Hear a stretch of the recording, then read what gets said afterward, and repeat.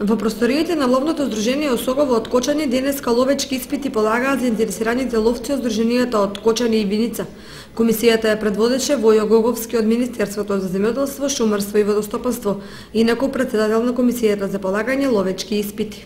Министерството за земјоделство, шумарство и водостопанство во своето работење покрај другите работи ја води Комисијата за полагање на ловечки испити.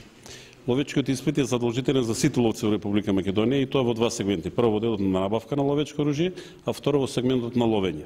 Значи, сите ловци во Република Македонија имаат обврска за полагање ловечки испит, со кое се докажува со уверение и служи пред надлежниот концесионер за остварување своите права за ловење на дивеч.